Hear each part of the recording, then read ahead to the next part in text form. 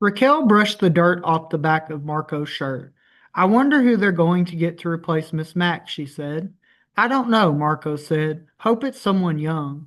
Izzy chuckled. Yeah, Miss Mack had to have been, what, 100? Marco nodded and smiled. His grin quickly faded. That was pretty weird, wasn't it? I can't believe Miss Mack died right there in the classroom. I know, Raquel agreed. That's got to be the scariest thing I've ever seen. She instinctively crossed herself. Marco hopped up on one of the crane's wheels and sat down. Man, she didn't deserve to die like that. She was a good teacher. After all the things she did for the school and everything, it seems that she should have been allowed to die at home, maybe over the Christmas break, or even during the summer, but not in the classroom with everybody laughing at her, thinking she'd fallen asleep. The image of Miss Mack's lifeless body slumped in her chair had haunted Marco's dreams. He felt terrible for having joined in the laughter. He wished he had recognized that something was wrong with her. He would have run to the office and told someone instead of sitting there giggling like an idiot. Well, like they say, when you gotta go, Izzy said, making light of the conversation. I don't want to talk about Miss Mack's death. I feel bad about her dying and everything, but come on, she was old. That's what happens when you get old. I guess that means we won't have to turn in our book reports. Their book reports were due that Friday, and Izzy still hadn't selected a book to read. He had planned on turning in a book report he had written the year before. Mine's done, Marco said. I was going to turn it in the day she died. Yeah, what'd you read? Izzy said.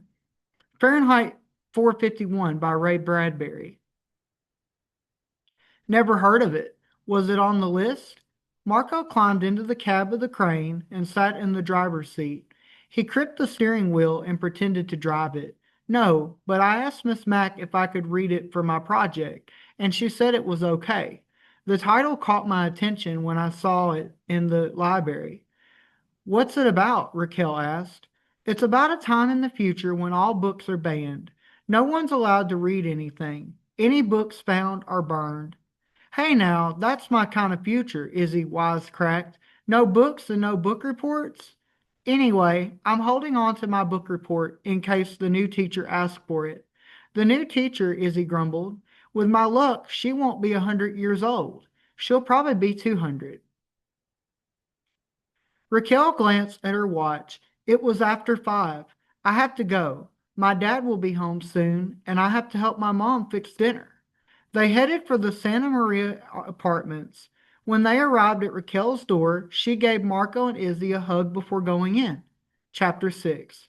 Raquel's little brother, Inigo, sat on the living room floor watching an episode of The Simpsons. He was snacking on dry Cheerios from a bowl he held in his lap. Hi, Nacho. Inigo looked up at his sister, grinned a mouthful of Cheerios, and pointed toward the back of the apartment. As Raquel headed to the kitchen, she heard the sizzling sounds of something cooking. Her mother stood at the stove, browning a clump of ground beef that would become picto de gallo after potato wedges, tomatoes, and spices were added to it. Holy mama! Raquel kissed her mother on the cheek. Wash your hands. Then get the beans out of the refrigerator. Raquel's mother told her in Spanish. A portable black and white TV on the countertop was tuned to the evening news. While Raquel ran her hands under the water from the faucet, her eyes were drawn to it. It was airing a clip about the immigration protest rally that had been held in Dallas months earlier. Thousands of people wearing white clothing, waving flags of the United States, Mexico, and other countries had marched through the streets of Dallas, shouting phrases like "Sis Pitudo." A number of counter protesters had attended the rally too. What is it about the word illegal that you people don't understand? An enraged fat woman on the news shouted at an old Mexican man. The woman's voice made Raquel's skin crawl. If she had gone to the rally, she would have told her exactly what she thought the word illegal meant.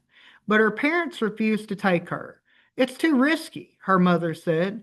We have too much to lose. We need to keep a low profile, her father added. We don't need to bring any unnecessary attention to ourselves. Raquel retrieved a Tupperware container from the refrigerator.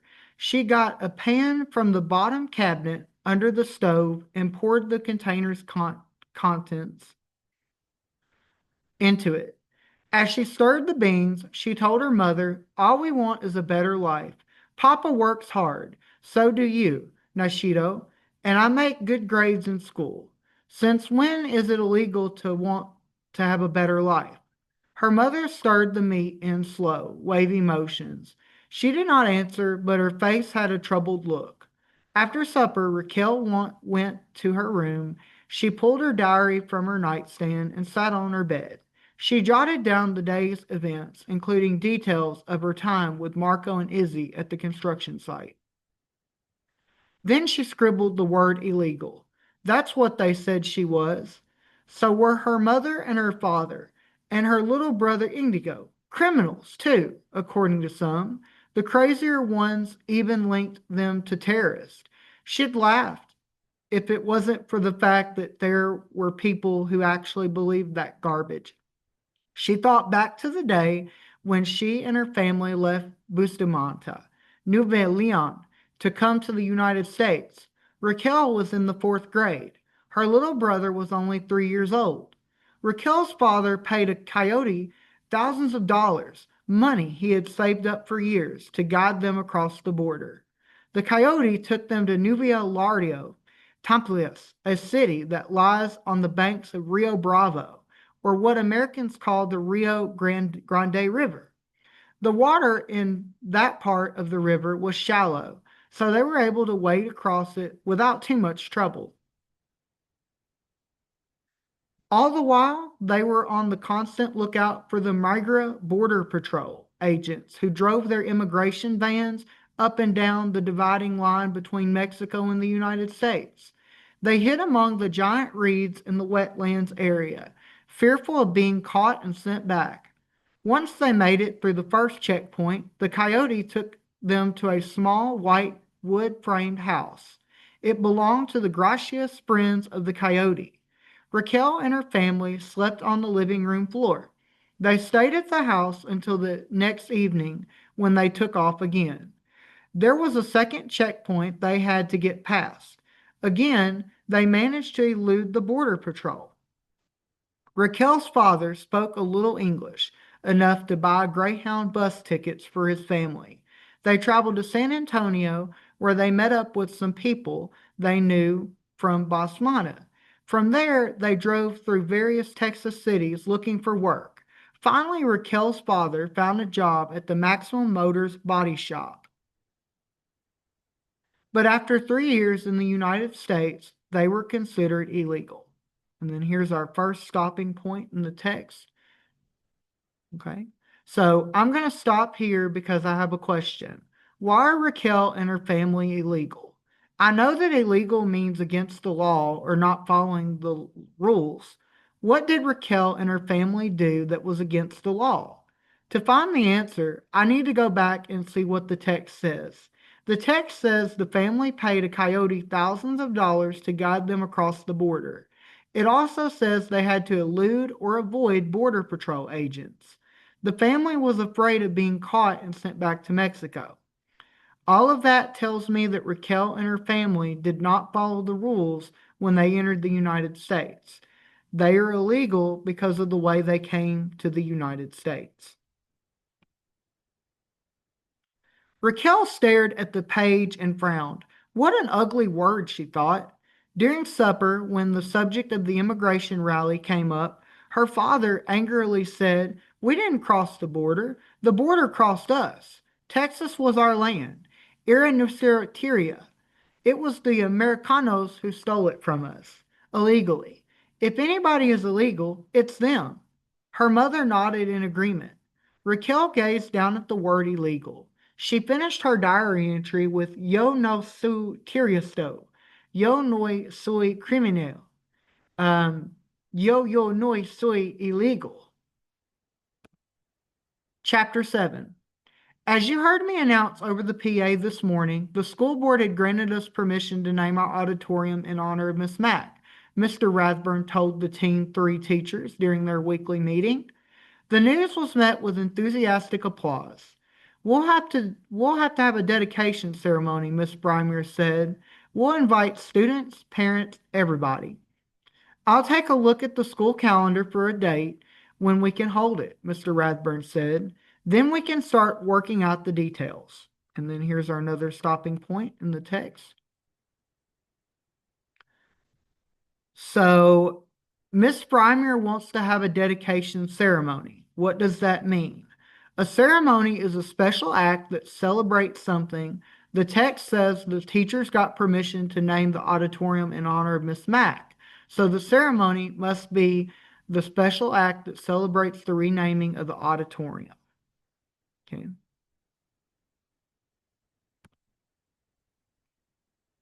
He fished a glossy picture catalog out of his coat pocket and sat it on the table.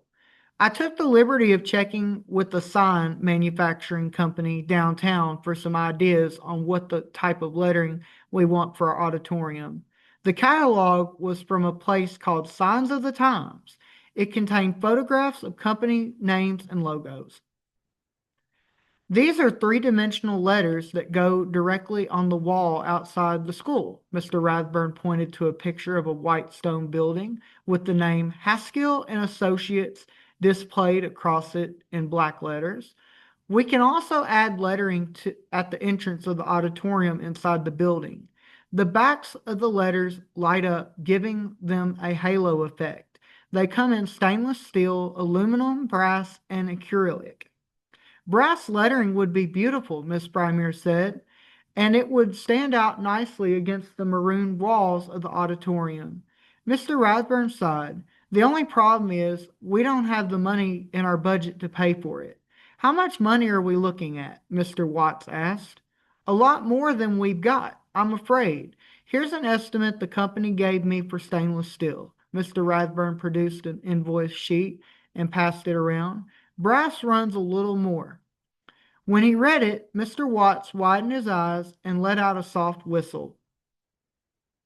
Miss Pruitt scanned the slip of the paper over his shoulder. Why can't the school district pay for the lettering? Isn't that their responsibility? You would think so, Mr. Rathburn said, but the only thing that was approved at the meeting was the naming of the auditorium. Any funds involved will have to come from us. Why don't we ask the PTA for the money? Mr. Watts asked. I think they'd be willing to cough up the bucks. I don't see why they wouldn't, Miss Brymer said. They've certainly got the means. Besides, the parents love Miss Mack. They'd do anything to keep her memory alive. I agree. I'll bring it up when I meet on Thursday. Mr. Rathburn collected the catalog and the invoice sheet. By the way, Miss Brymer, have you had a chance to talk to your team about what you shared with me? No, I wanted to wait until we were all together. Miss Brymer dug into her tote bag. She brought out a manila folder. I discovered this while I was cleaning out Miss Mack's file cabinet. What is it? Mr. Watts asked. She opened the folder and revealed its contents, a rumpled bunch of papers stapled together. It's a play Miss Mack wrote, 13 Days of Glory. The Battle of the Alamo, she said, reaching the title on the front page. I told Mr. Rathburn that I thought it would be a touching gesture if our seventh graders were to present Miss Mack's play in the auditorium once it's been officially named after her. She passed the script around. The sheets were dingy and brittle. Mr. Watts gingerly turned the pages. When was this written? It looks ancient. I don't know. Miss Mack wrote lots of plays, but in 27 years I've been here, I can't recall ever seeing this one. Miss Brymer took back the script and asked, What do you think? I think we should do it, Miss Pruitt answered right away. Mr. Watts gave her a skeptical look. I don't want to douse the fire, Doris, but do any of us know anything about putting on a play? I mean, Miss Mack was the only talented one among us. We couldn't have done any of these shows without her. Miss Brymer frowned. Well, maybe we don't have Miss Mack's expertise, but I think we can pull it off. We owe it to her. Besides, we have her script. If we pick out the right kids and have them memorize their parts, I'm sure we can present an adequate show, if not necessarily a great one. Mr. Watts still wasn't convinced. Putting on a play is a heck of a lot more difficult than just having kids memorize lines, Doris. You know that. We'll need lights, music, costumes, and what about the Alamo itself? Who's going to build it? Miss Brymer stared at Mr. Rathburn. He shook his head. Don't look at me. Hammering nails into walls is about the extent of my carpentry skills. What if we painted a huge mural of the Alamo and stapled it to the back wall? Miss Pruitt suggests. We could ask Miss Posey and her art students to help us. No, Mr. Watts said. We'll need a fully functional structure, something that can be placed in front of the kids. A smile slowly spread across his face. He slapped his hand on the table. I know who can build it for us. Billy Ray Kensler's father's a custom carpenter. He remodels homes and stuff. I'll bet building an Alamo would be easy for him to do. Miss Pruitt frowned. I don't know, Barry. If we were asked if we were to ask Billy Ray's father to build it for us, you know what that would mean, don't you? We'd have to put Billy Ray in the play. No problemo, Mr. Watts said. We'll stick him in the back, someplace where he can't cause too much damage. Miss Brymer slipped the folder back into her tote bag. We'll have to do better than that, I'm afraid. If we're going to ask his father to build the Alamo, he's going to expect his son to have a bigger role in the play than just being an extra in the background. Why don't we start with naming the auditorium after Miss Mack? Mr. Rathburn said, interrupting their discussion. We can worry about the play later. That reminds me, have you heard anything about Miss Mack's replacement? Miss Pruitt asked. No, personnel's interviewing prospective candidates. That's all I know. We should hear something soon, though. Hopefully they'll send us someone who's also a custom carpenter, Mr. Watts muttered. So this is the last stopping point, the end of the chapter. Before I put away the story, I have one more question. What did the teachers mean when they said they needed someone to build the Alamo? I know they were talking about putting on Miss Mack's play, so the Alamo they're talking about must be part of the scenery for the play. Mr. Watts says they do not have a huge mural stapled to the back of the wall. Then he explains what they do want. A fully functional structure, something that can be placed in front of the kids. So they need someone to build a large model of the Alamo. All right, and that is it.